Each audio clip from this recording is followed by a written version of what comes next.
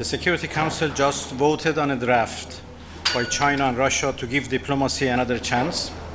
Under US pressure, unfortunately, the Council refused. This is the second time in 1 week that diplomacy has been blocked. In my address to the Council, I highlighted the following points. For over 20 years, Iran has been a responsible member of the NPT. We pursued our inalienable right to peaceful nuclear energy with transparency. In 2015, after 2 years of talks, the JCPOA, or Joint Comprehensive Plan of Action, was reached. It was endorsed unanimously by Resolution 2231. The IAEA issued 15 consecutive reports confirming Iran's full compliance. No other nuclear program has been inspected more. Yet in 2018, the United States walked away from the deal in violation of Resolution 2231.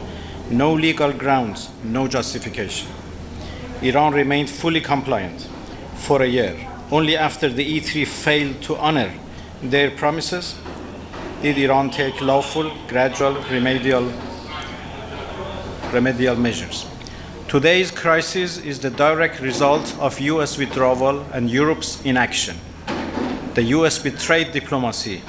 The E3 buried it. For years, the US and the E3 misrepresented Iran's peaceful program.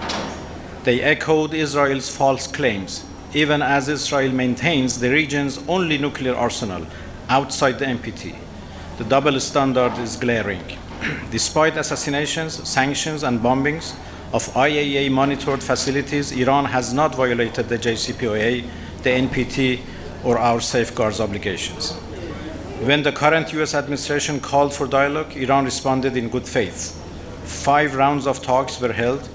On the eve of the 6th, Israel, with US backing, attacked nuclear facilities in Iran and murdered our scientists, including women and children. This was state terrorism. It was never condemned by the E3, US, or even IAEA.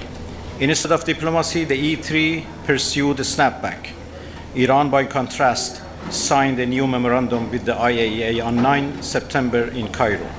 It was welcomed by the agency and the international community. But in New York, all of Iran's constructive proposals were ignored.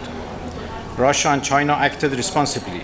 They proposed a 6-month extension of Resolution 2231 to preserve diplomacy. The E3 and the US blocked it. Their words and actions do not match. Their goal is confrontation, not dialogue. Iran's position on snapback is clear. It is illegal, void, and has no standing. The E3, having breached the deal, cannot claim significant non-performance. Resolution 2231 restrictions will expire permanently on 18 October 2025. Any attempt to revive or extend them is null and void. We call on the Secretary General to stay clear of any role in reviving expired sanctions. Those who pursue these unlawful paths will bear full responsibility for damaging the United Nations' credibility and for the humanitarian impact on the Iranian people. This dangerous precedent must not stand. If agreements can be broken at will, no nation can trust international commitments. If unlawful measures are enforced by power instead of law, the Security Council itself will lose authority. Let me end with this. Military attacks have failed. Snapback will fail too.